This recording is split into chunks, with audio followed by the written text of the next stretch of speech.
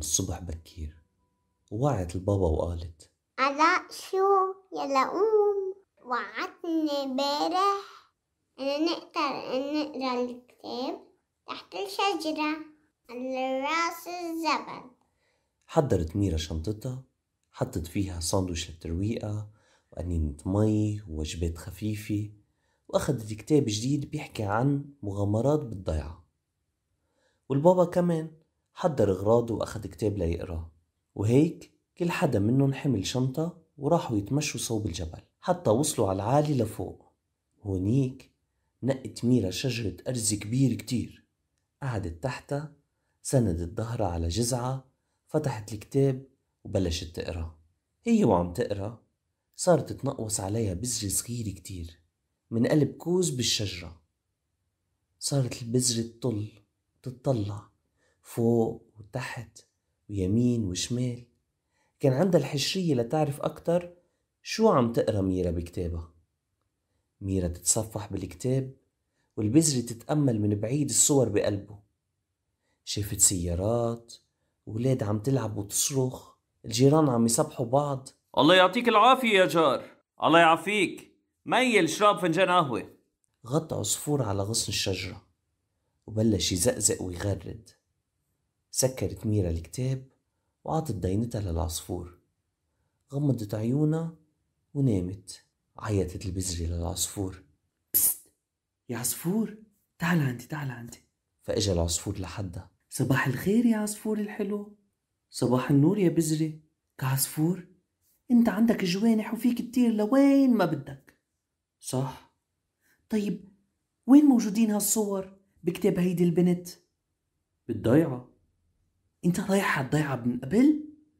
ايه دايما، اصلا بيتنا بالضيعة بجورة بسقف البيت. بحب شوف الولاد يلي عم يلعبوا هونيك، اوقات كتير بكبولي فتافيت خبز لاكل منه. يا ريت فيك تاخدني وتخليني طير فوق الضيعة حتى شوفها.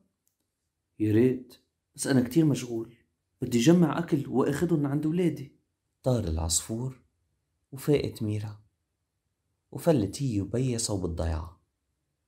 بقت البزرة تراقبها وهن رايحين بعيد لحتى ما بقى قادرة تشوفهم. وبعد فترة بلشت الشمس تغيب والبزرة صارت تبكي.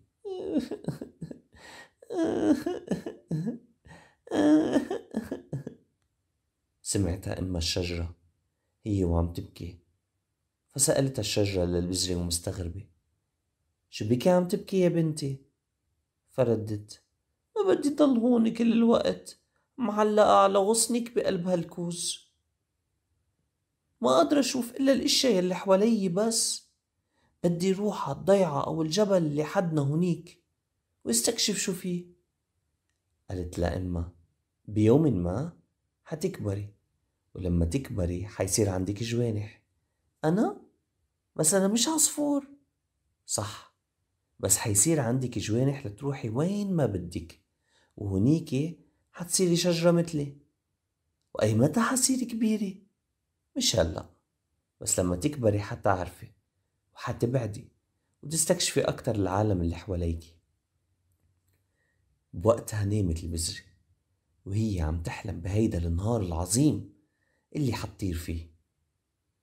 مرقت ليالي وتغيرت الفصول لحد ما بليلة بنهاية فصل الخريف هب الهوا قوي كتير. فوعيت البزرة خيفانة: ماما شو عم بيصير؟ ماشي يا بنتي، هيدا الهوا، بس الهوا كتير قوي ومش قادرة اتمسك فيك منيح. ما تخافي. شو يعني؟ انت اليوم حطيري. هلأ؟ ايه، هلأ حطير وحشوف العالم؟ ايه. تحمست البزرة كتير، وقع الكوز يلي هي بقلبه، نطت منه وفتحت جوانحها وخلت الهوا يحملها. صار يخدها يمين وشمال، يمين وشمال. طارت فوق الوادي والتلال وفوق الضيعة. شافت القرميد الأحمر على البيوت الصغيرة وناس حاملين شماسي وبساط المدرسة، وشافت مزارع لاطي تحت الشجرة وولاد عم بيلعبوا بالطابة. طارت حد العصافير اللي كانوا يغطوا حدها على الشجرة. شافت كلاب عم بتعوي وديك عم بصيح وبسينة عم بتنوي حتى الولاد يطعموها. شافت العالم كله يلي كان بكتاب ميرا. فجأة لقت حالها عم توقع. جربت تتحرك بجوانحها، حاولت تروح يمين أو شمال بس ما قدرت. ضلت نازلة حتى وقعت على منخار العم توفيق اللي عنده دكانة بالحي.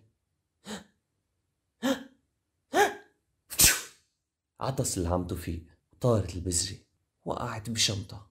ميرا كانت برات المحل عنده والشنطة شنطتها. صحة عمو توفيق. شكرا يا ميرا. عطيته ميرا المصاري وأخذت أكياس الشيبس وطعمتهم لرفقاتها. البزرة طلت من قلب الشنطة وشافت بيوت الضيعة شكلهم غير.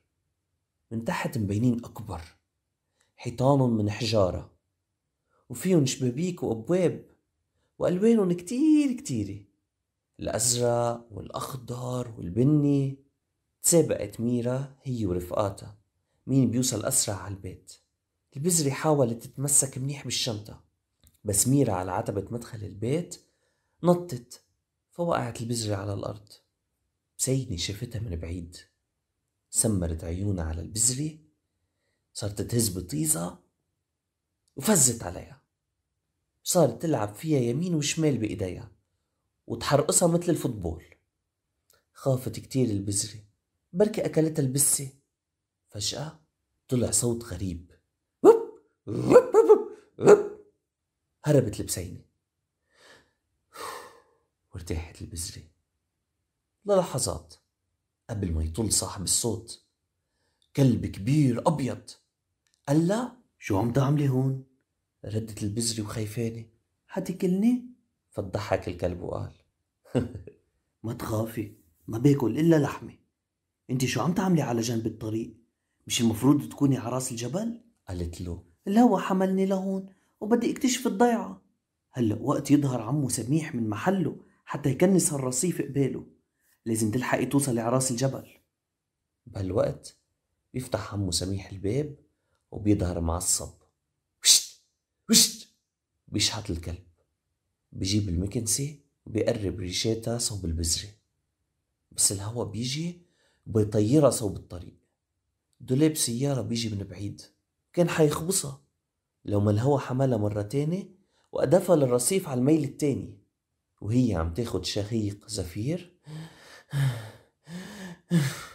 تسمع حدا عم بعيطلها. بزري هيدا انت؟ ليش انت هون؟ مش لازم تكوني على راس الجبل؟ شو بكون كلكن عم تقولولي نفس الشي؟ ليش لازم كون بالجبل؟ هلأ حتشتت الدنيا ويمكن تتلج، هيدي فرصتك تصيري شجرة كبيرة مثل أمك. بدك أحملك لفوق؟ وافقت البزرة، حملها العصفور بمنقاره وطار فيها بالعالي. اشتد الهوا وبلشت الدنيا تنقط شتا خفيف. حاول العصفور يبقى طاير بس الهوا كان أقوى، فلتت منه البزرة وحملها الهوا لبعيد. صار ياخدها يمين وشمال يمين وشمال. جربت البزرة تحرك جوانحها تطير بعكس الهوا صوب أمها بس ما قدرت. ضل حملها الهوا وكب على طرف الجبل. بردت الدنيا، بلشت تشتي بغزارة وغرقت هالبزرة بمية الشتي. وبعد كم ساعة تحسن الطقس شوي وزاحت الغيوم، فقدرت تشوف النجوم اللي بالسما. صارت تتأملها وتبكي، وبقيت عم تبكي لحتى نامت. والصبح تاني يوم وعيت وبعدها بردان كتير.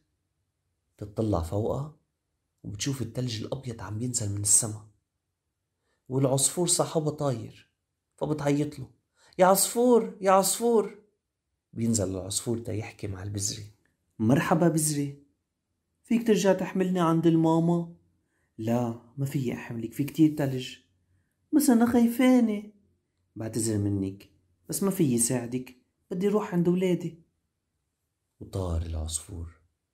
بلشت البزرة تطلع حواليها، كان التلج عم بيزيد ويزيد حتى طمها وما بقى قادرة تشوف الشمس. حاولت تتحرك يمين وشمال حتى تطلع فوق التلج، بس كل محاولاتها ما زبطت. فرجعت تبكي مرة تاني، وضلت تبكي وتبكي حتى نامت. مرقت أشهر كتيرة، وإجا فصل الربيع. الشمس صارت قوية وساعدت التلج يدوب. فاقت البذرة.